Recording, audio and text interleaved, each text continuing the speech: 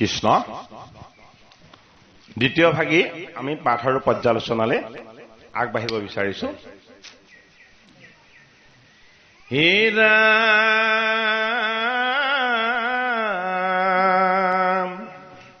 ও এৰিলন্ত মহালক্ষ্মী তিনি ওলোকক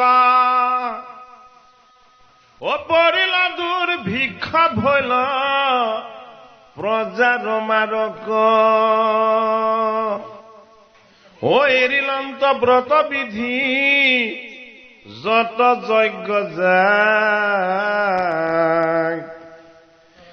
এ ভুজি বনপান্ত দেৱ গণে বিভ্ৰাং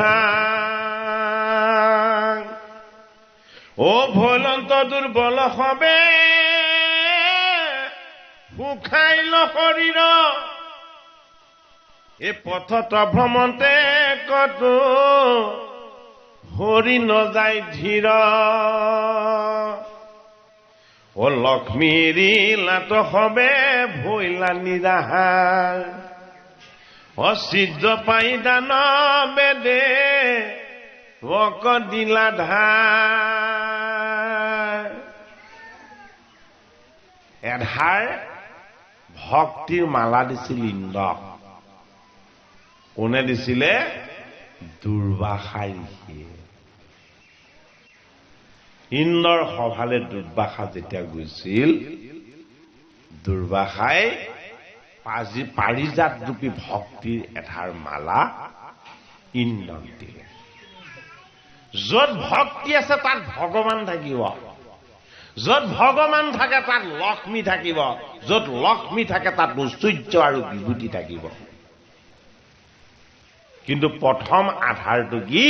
প্ৰথম আধাৰ হ'ল ভক্তি। দুৰ্বাসা কোন? অত্ৰিৰ নহয়। এই শুক্লাই ওচৰতে অত্ৰিমুনিৰ আশ্ৰম আছেই, হয়নে?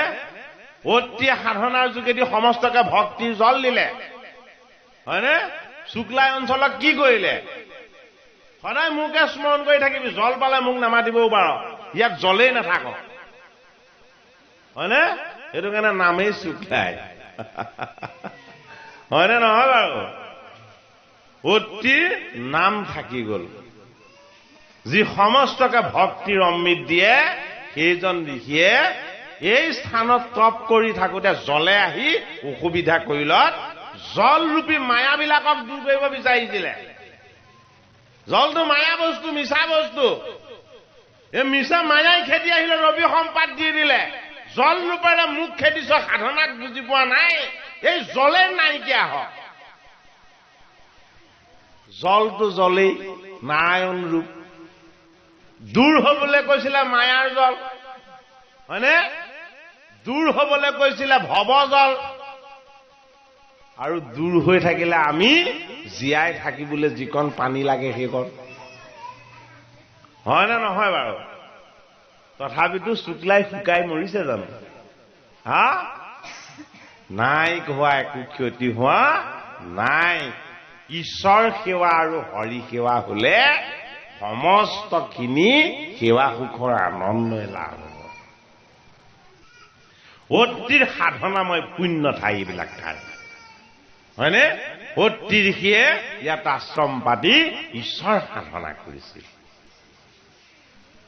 এইজন অত্ৰিৰ পুত্ৰই হল দুৰ্বাসা।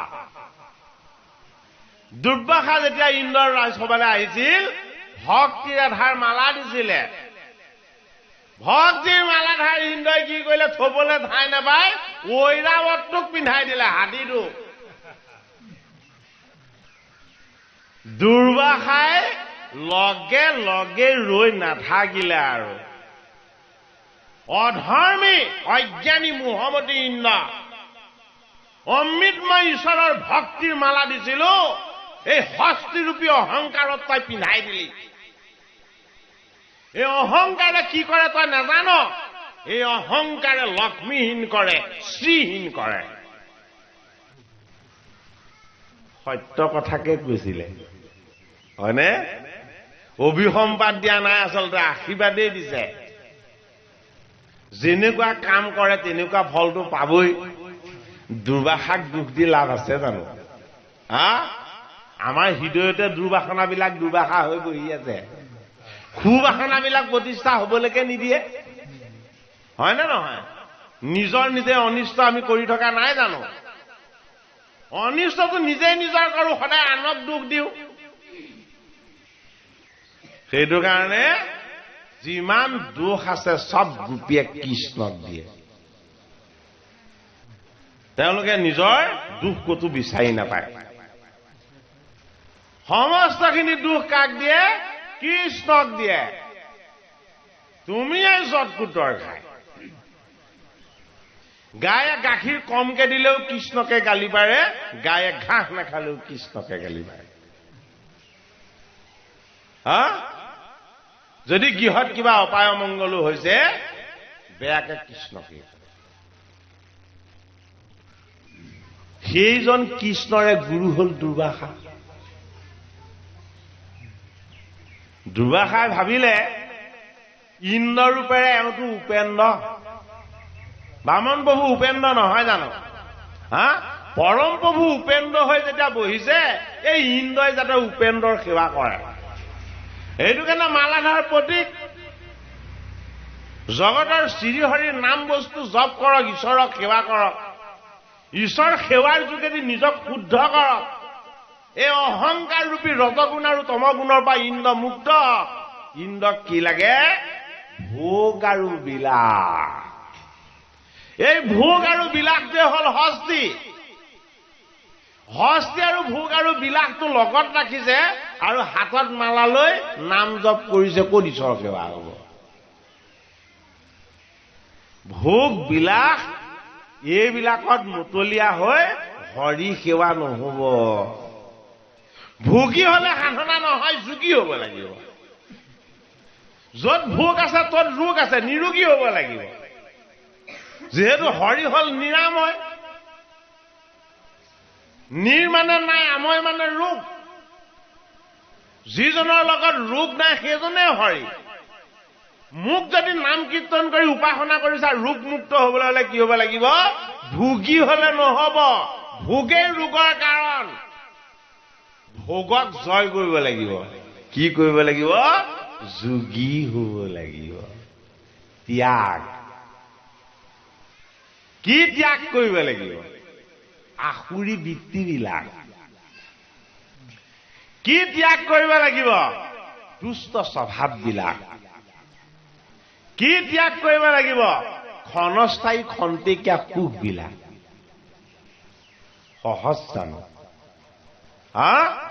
সহজ নহয়। দুৰ্বাসনাবিলাক ভিতৰত আছে, সিহঁতি বেৰি বেৰি ধৰিবই, হয়নে বাৰু? অষ্টম স্কন্ধত ঈশ্বৰ তত্ত্ব অমৃত মন্থন। আমাৰ দেহাটো হল লক্ষ্মী। এই দেহটো কি? এই দেহটো হল লক্ষ্মী। এই দেহটো পৰ্বতময় হাড়ত গঠিত হৈ আছে। এইটো কাৰণে এই দেহাটোৰ নাম পাৰ্বতী,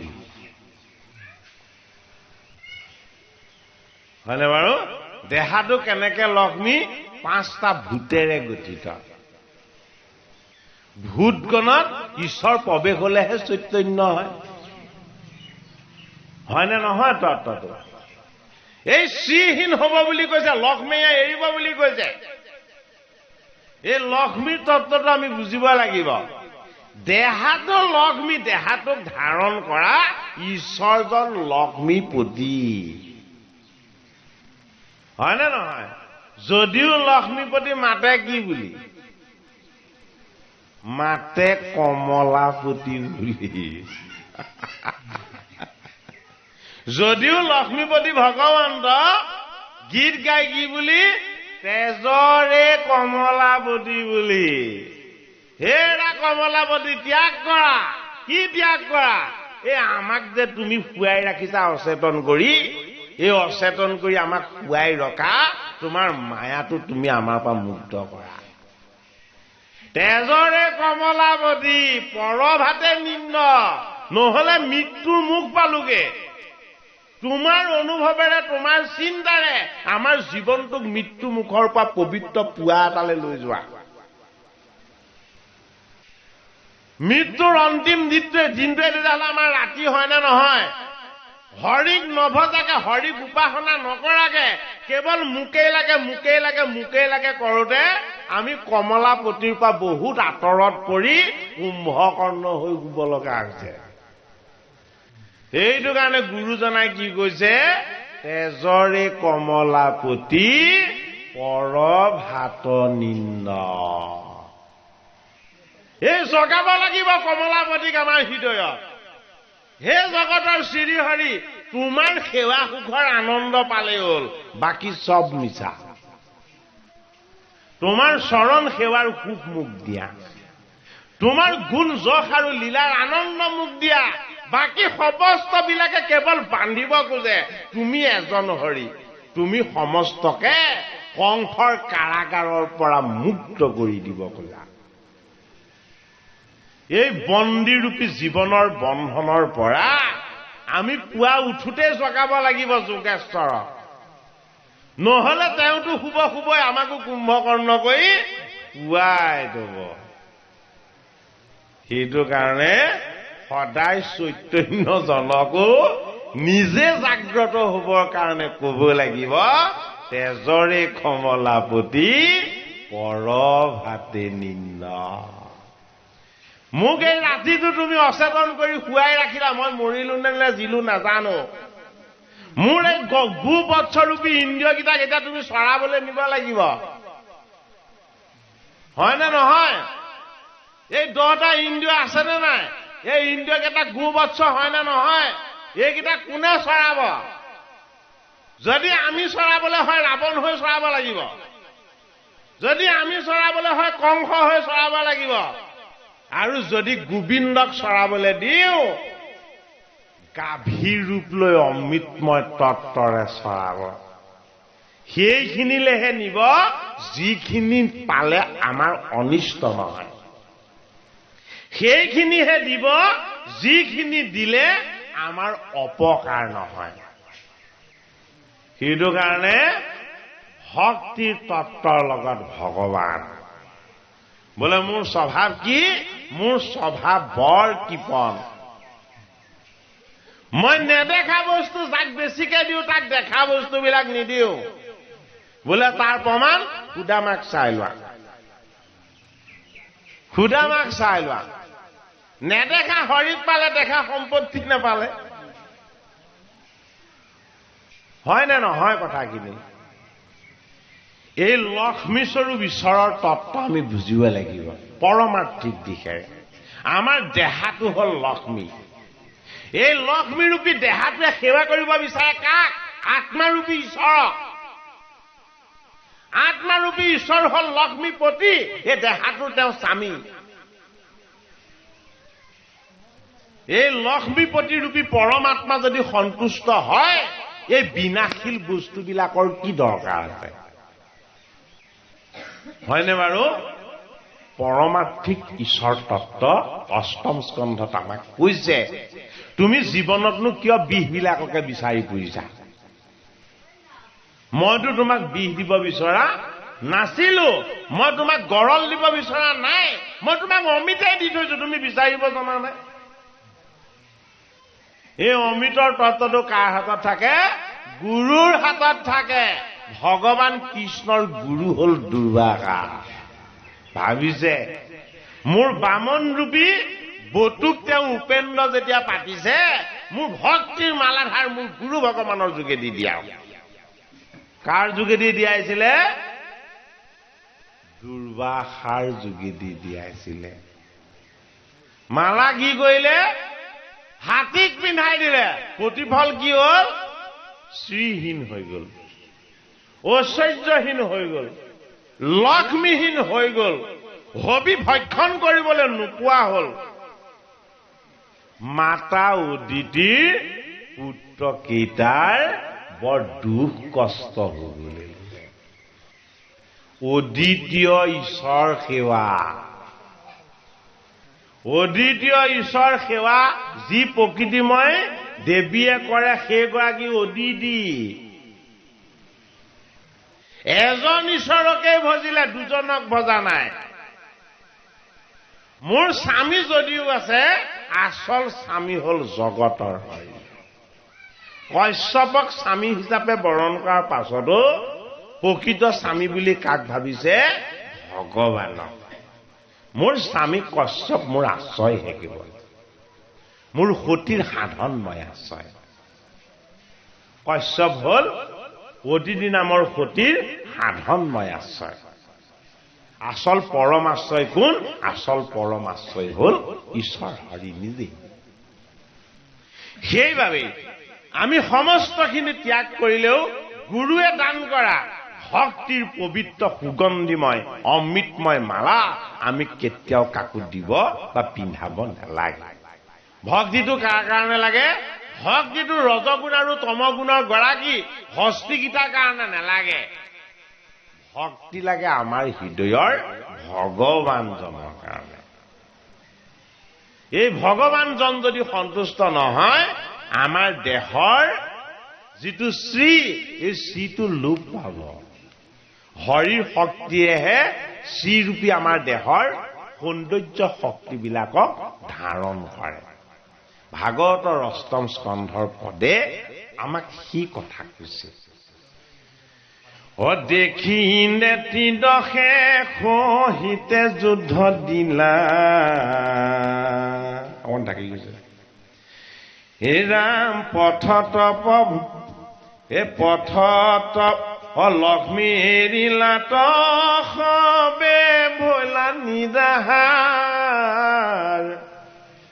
সিদ্ধ পাই দানবে দেৱক দিলা ধাৰ চতুৰংগ সেনা সমে সাজি বুলি যায় মহাকূপে আটোপে স্বৰ্গক গৈলা ধাই লক্ষ্মী হি হল শ্ৰীহীন হল এইকেইটা যেতিয়া নাইকিয়া হৈ গল অসুৰ কেইজনে সুবিধা পাই গল যে বামনৰ আশীৰ্বাদৰ পৰা ইন্দ্ৰ আঁতৰ হৈ গল গুৰুৰূপী দুৰ্বাসাই অভিসম্পাদ দি দিলে শ্ৰীহীন হৈ গল ইহঁত যেতিয়া এতিয়া দুৰ্বল হৈছে ইহঁতক আক্ৰমণ কৰিব লাগিব কোনে কৰিব তেওঁৰে ভাতৃ বলিয়ে এই দেহতে দুখন ৰাজ্য আছে এখন আসুৰী ৰাজ্য এখন দৈৱী ৰাজ্য আসুৰী বৃত্তিবিলাকৰ নামেই গীতাত ৰাখিলে কৌৰৱ দৈৱী বৃত্তিবিলাকৰ নামেই ৰাখিলে কি পাণ্ডৱ এইখনে দেৱাসুৰৰ যুদ্ধ এতিয়া অষ্টম স্কন্ধটো হ'ব গতিকে শ্ৰীহীন হলত ঐশ্বৰ্যহীন হলত দেৱতাসকলক আক্ৰমণ কৰিবৰ কাৰণে দৈত্যসকল গৈ পাই গ'লগৈ দেখি নতি দশে সহিতে যুদ্ধ দিলা দেৱ দানৱৰ ঘোৰ সংগ্ৰাম মিলিলা এ ভৈল যেন পলয় প্ৰজাৰ ক্ষয়ংকৰ পৰিল অনেক সেনা দৈত দেৱতাৰ দেৱৰ শৰত যিটো দৈত যায় মৰি অসুকে জীয়াৱন্ত তাক সঞ্জীৱনী কৰি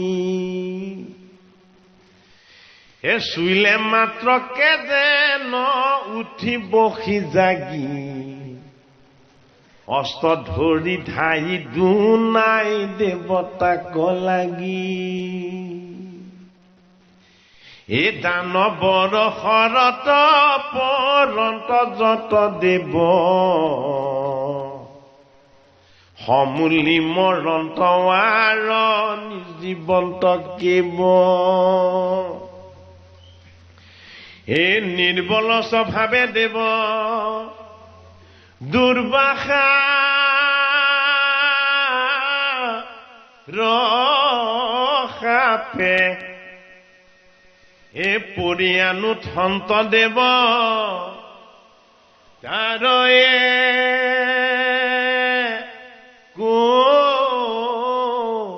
লোকে এই একদি কি কৰি দেৱ তাকনে মাৰি পেলাই লতি দশ দান বতৰ ন হাৰি হে দাৰুণ দানৱ গণে দেৱক ভংগাইলা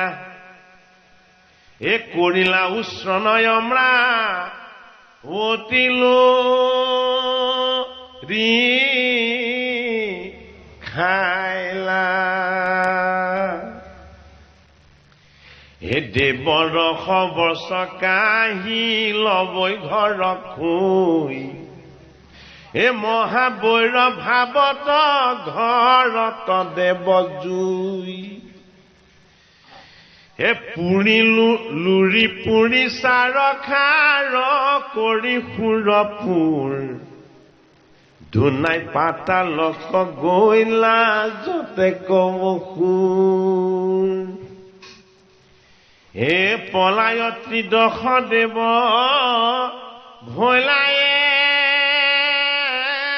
কস্থান হে কৰন্ত আলোচযত দেৱতা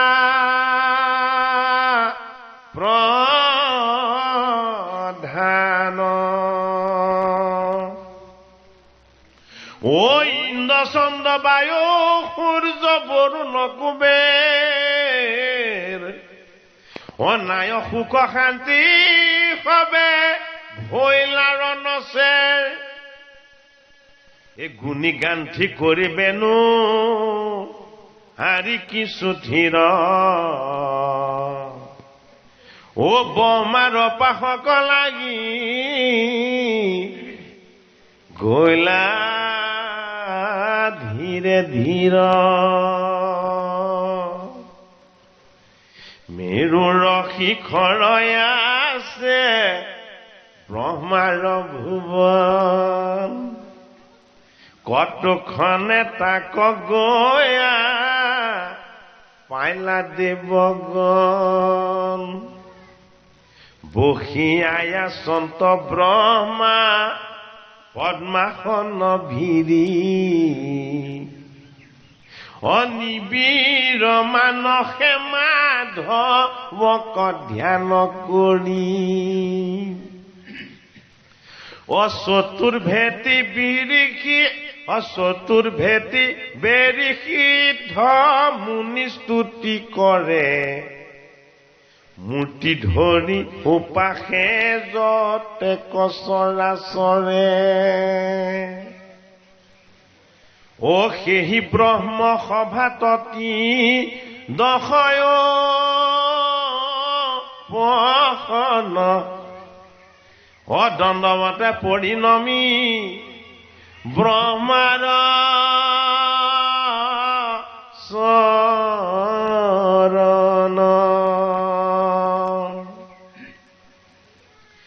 ও কান্দি কান্দি দেৱগণে দেই খেকি হে অসুৰত হতে আউৰ কিবা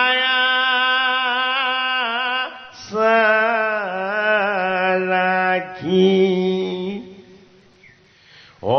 কৰিলা উচনয়ম্ৰা অতিলো পুৰি হে যতে কব সূৰ্য মানে নীলাখান দি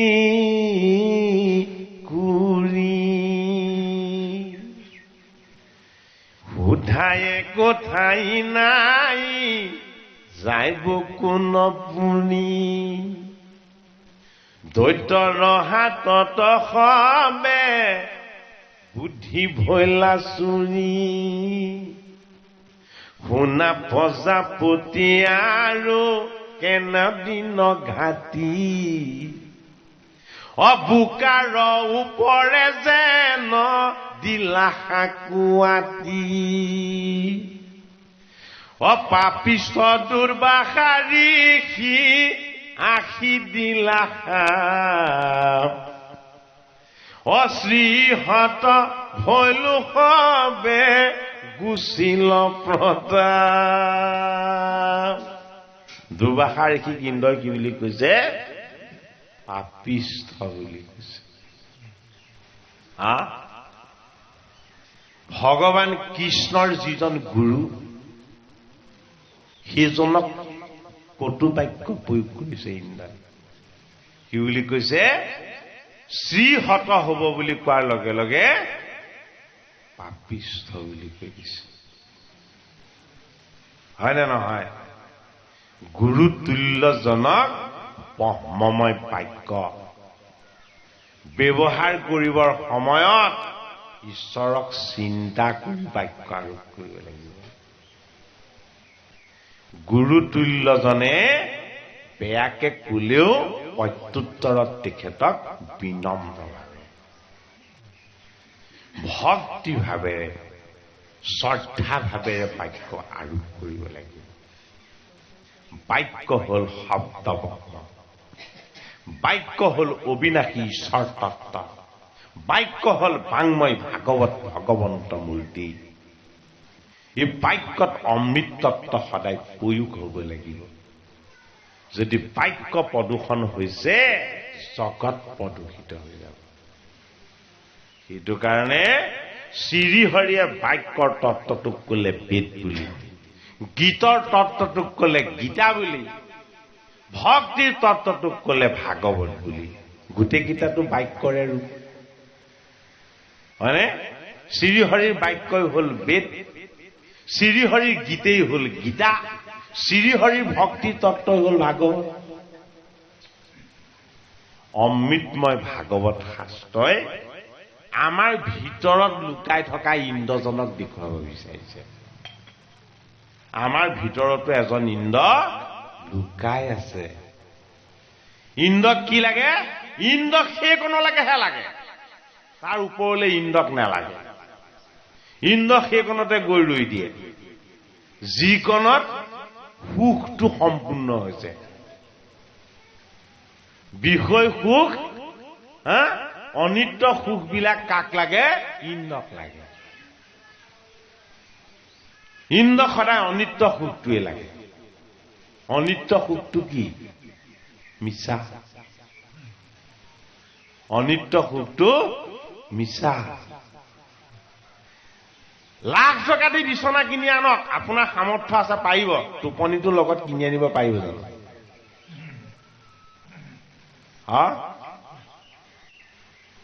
হয় নে নহয়? দেখিবলৈ ধুনীয়া পোছাক কিনি আনিব পাৰিব, আপুনি সুন্দৰ স্বাস্থ্য এটা কিনি আনিব পাৰিব জানো? হয় নে নহয় বাৰু কথাখিনি? ভাগৱত সত্য শুদ্ধ তত্ত্ব। এই আমাৰ ভিতৰত বহি থকা ইন্দ্ৰজনক কি লাগে? ইন্দ্ৰজনক লাগে কেৱল ভোগ আৰু বিলাস। যদি ভোগ আৰু বিলাস বেছি হয়, বৃত্তি দৈত্য হব, অসুৰ হব। সেইকেইজনেই দৈত্য। ইজনৰ লগত সিজন ককাই ভাই পাতি থৈছে। সেইটো কাৰণে দেৱতা আৰু অসুৰ কি?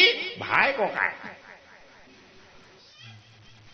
অমৃত মন্থনৰ তত্ত্ব পোৱাৰ আগতে আমাৰ অমৃতৰূপী আত্মতত্ত্বত আমি নিজে প্ৰৱেশ হ'ব লাগিব। প্ৰৱেশ হ'বলৈ কিহে নিদিয়ে? প্ৰৱেশৰ দুৱাৰত প্ৰথম বাধা হল ইন্দ্ৰ। হৰিক পালে তোক পাবলৈ একো আকাংক্ষাই নাথাকে, জীৱনেই শেষ হৈ যাব। সেইটো কাৰণে ইন্দ্ৰই কৈছে, তপোময় হৰিৰ উপাসনাবিলাক মোৰ লগত শত্ৰু। সেইটো কাৰণে ইন্দ্ৰই সদায় তপস্যা ভংগ কৰা কামটোহে কৰে। ইন্দ্ৰই কেতিয়াবা কাৰোবাক তপস্বী হৈ উপাসনা কৰা দেখুৱাইছে জানো? ইন্দ্ৰই তপস্বী হৈ হৰিক উপাসনা কৰা ক'ৰবাত দেখুৱাইছে জানো? নাই দেখুওৱা। ইন্দ্ৰই সদায় তপস্বীৰ উপাসনা ভংগ কৰে। তপোময় ঈশ্বৰ সেৱাক যি ভংগ কৰি পাপ অৰ্জন কৰে, সেইজনৰ শ্ৰী ক'বা থাকিব? দুৰ্বাসাক তেওঁ কিয় দোষাৰোপ কৰিছে? ইন্দ্ৰৰ লগত থকা বিদ্যাৰে নিজৰ দোষটো নেদেখে। সেইটো কাৰণে স্বৰ্গৰ সুখটো বৰ ক্ষণস্থায়ী। স্বৰ্গৰ সুখটো কোনে ৰাখে? ইন্দ্ৰই যুদ্ধ কৰে, বৰ্জ্য প্ৰয়োগ কৰে। যুদ্ধত তেওঁ যদিও বীৰত্ব প্ৰদৰ্শন কৰে, সেনাপতিটো বেলেগকহে পাতে। হা, এটা মনন্তৰ পাতি থলে কাক? মুচুকুন্দক। তেওঁ নিজে সেনাপতি হৈ স্বৰ্গৰাজ্য ৰক্ষা কৰিব নোৱাৰে। মুচুকুন্দক ৰক্ষা কৰি দিলে এটা মনন্দ। ভোলানাথ শিৱই ভাবিলে এই ইন্দ্ৰটো বৰ দুখ কষ্ট হৈ থাকে, ইয়াৰ দুখ কষ্টবিলাকৰ অৱসান হওক, মোৰ সাধনাৰে সৈতে মই পুত্ৰ কাৰ্তিকক নিৰ্মাণ কৰিম। এই কাৰ্তিক গৈ যদি কেনেবাকে তাৰ সেনাপতি হৈ দিয়ে, ইন্দ্ৰ আৰু দুখ কষ্টত নপৰিব। মুচুকুন্দৰ পাছত স্বৰ্গৰ সেনাপতি কোন? কাৰ্তিক। কাৰ্তিক হল স্কন্ধ। কাৰ্তিকৰ এটা নাম কি? স্কন্ধ। গীতাৰ বিভূতি যুগত আছে। সেনাপতি সকলৰ ভিতৰত তুমি মোক স্কন্ধ বুলি জানিবা। স্বৰ্গৰ সুখখন ৰক্ষা কৰি থকা স্কন্ধৰূপী কাৰ্তিক নামৰ সেনাপতি ভগৱান কৃষ্ণৰ বিভূতি। সুখকনো কোনে সেনাপতি হৈ ৰক্ষা কৰে? শ্ৰীহৰিয়ে কাৰ্তিক ৰূপত ৰক্ষা কৰে। কাৰ কাৰণে? ইন্দ্ৰৰ কাৰণে। এই ইন্দ্ৰই আকৌ কামটো নিজে বেয়া কৰিছে, দোষাৰোপ কৰিছে। কাক দোষাৰোপ কৰিছে? দুষ্ট বুলি দুৰ্বাসা। ব্ৰহ্মাদেৱৰ ব্ৰহ্মময় সাধনা দৰ্শন পালে। ব্ৰহ্মলোকলৈ গৈ কি কৰা দেখিলে? সৃষ্টিকৰ্তা ব্ৰহ্মাই একান্ত চিত্তে হৰিক উপাসনা কৰি আছে। হৰিক উপাসনা কৰা ব্ৰহ্মাৰ ফালে প্ৰণাম কৰি বাকী পাৰিষদ সকলে, বাকী ঋষি সকলে ভগৱানক স্তুতি কৰি আছে। ইন্দ্ৰই গৈ ব্ৰহ্মাদেৱক প্ৰণাম কৰি কলেগে, হে সৃষ্টিকৰ্তা, মোৰ হেৰাবলৈ এতিয়া একো বাকী নাই। সমস্তখিনি অসুৰে কাঢ়ি ললেই, এতিয়া মই থাকিম ক'ত, খাম কি? আৰু দুখ কাক দিছে? দুখ দিছে দুৰ্বাসাক। নিজে ভুল কৰাটোতেও বিচাৰি পোৱা নাই। এয়াই হল অজ্ঞান। সেয়ে আমাক পদত কৈছে যে এই দুষ্ট অসুৰ বিলাকক সঞ্জীৱনী মন্ত্ৰৰ যোগেদি শুক্ৰাচাৰ্যই অমৰ কৰি তুলিছে। আমাৰ গুৰু নাইকিয়া হল, ঐশ্বৰ্য নাইকিয়া হল। আমাৰ দেৱতা পৰাজয় হলে আকৌ সি খাৰা হব নোৱাৰে। দৈবিক গুণবিলাক বৰ মূল্যৱান বস্তু। এবাৰ যদি আমাৰ পৰা দৈবিক গুণৰ স্খলন হবলৈ হয়, তাক আকৌ পুনৰ জীৱন্ত কৰি লোৱাটো বৰ টান কাম, হয়নে নহয়? বেয়া মানুহ এজনক ভাল কৰা কামটো বৰ জটিল, হয়নে বাৰু? তাতকেও জটিল কাম ভাল এজনক বেয়া কৰাটো। বেয়া এজনক ভাল কৰাটো যিমান জটিল, ভাল এজনক বেয়া কৰি দিব পৰাটো তাতকেও জটিল কাম। সেইটো কাৰণে বাংময় মূৰ্তি ভাগৱত শাস্ত্ৰই কৈছে, তোমাৰ লগত ইন্দ্ৰ হৈ মই ভোগী, তোমাৰ লগত দৈত্য হৈ মই আসুৰী বৃত্তি, এই সমস্ত বিলাকৰ মাজত সংহাৰ কৰি থাকোঁতা মই হলো হৰি আত্মাৰূপ। মই তোমাৰ মাজতে লুকাই আছো। হৰিক দৰ্শন নাপাওঁ কিহৰ কাৰণে? ইন্দ্ৰিয়ৰ বাসনাবিলাকৰ কাৰণে। হৰিক দৰ্শন নাপাওঁ কিহৰ কাৰণে? যুঁজ বাগৰ মাৰ কাট খাৰ আনৰ প্ৰতি হিংসা দেশ, এই বৃত্তিবিলাকৰ কাৰণে।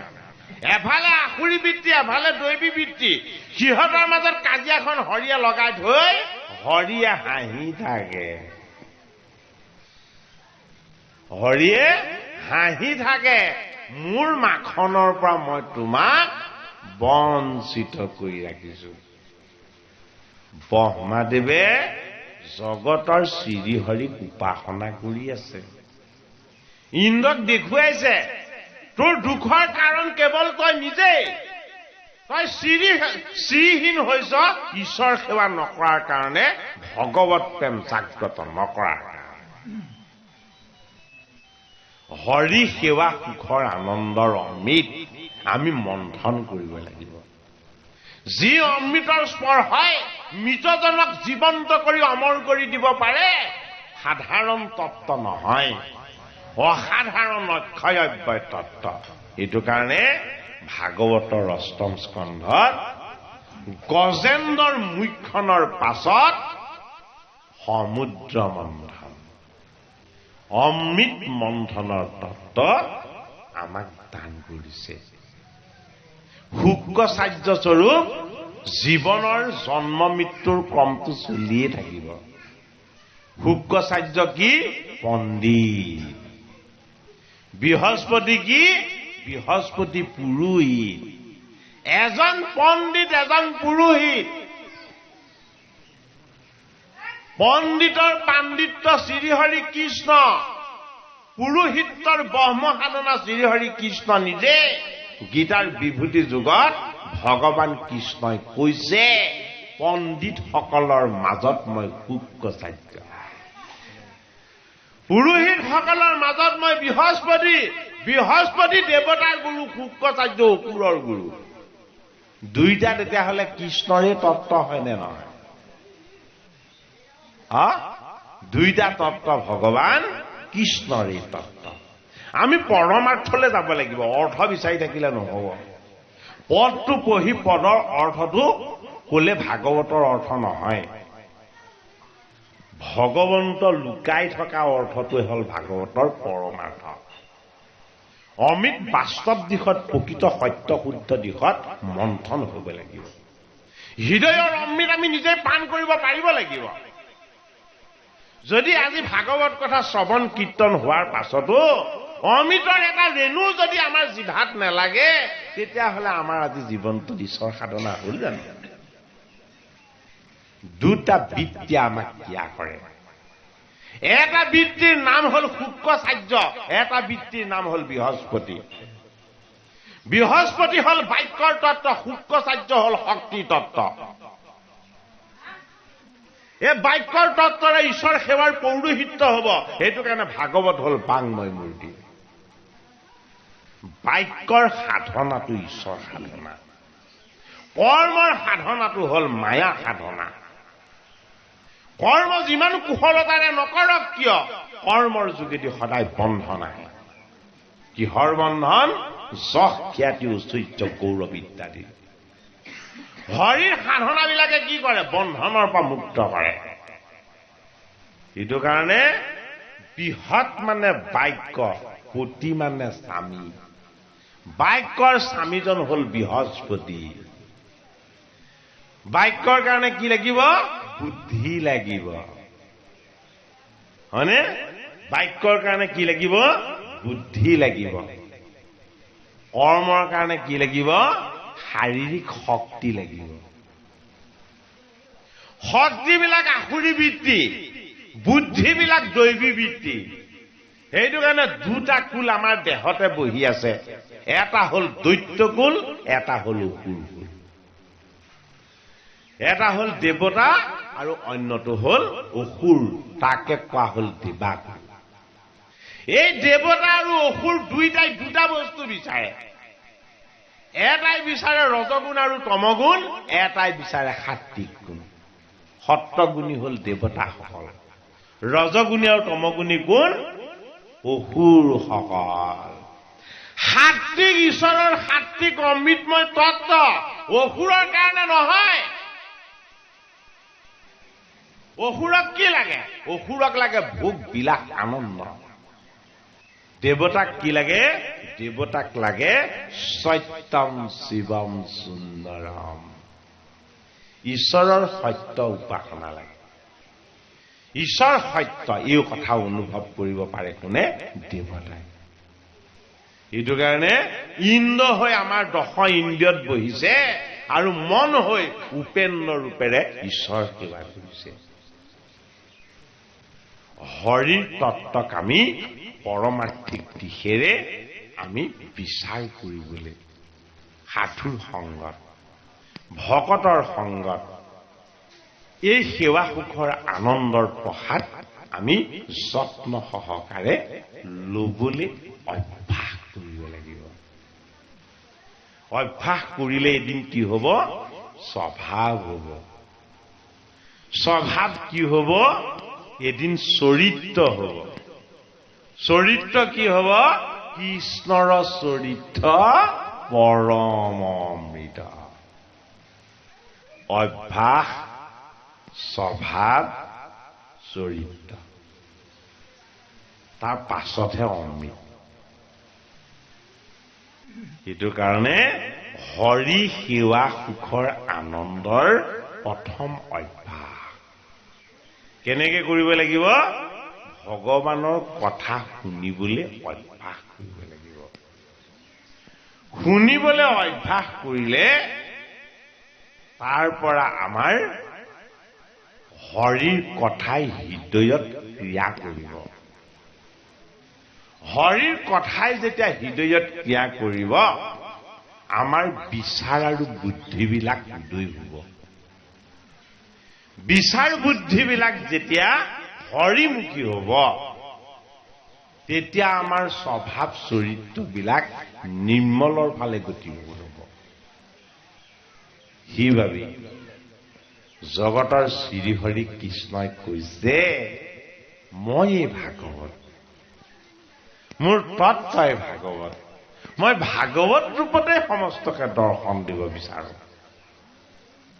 সেইটো কাৰণে মহাভাগৱত শাস্ত্ৰৰ শ্ৰৱণ, কীৰ্তন আৰু মনন আমাৰ জীৱনত হ'ব লাগিব। তেতিয়াহে আমি ঈশ্বৰ সেৱা সুখৰ আনন্দটো অনুভৱ কৰিব পাৰিম। কৃষ্ণ।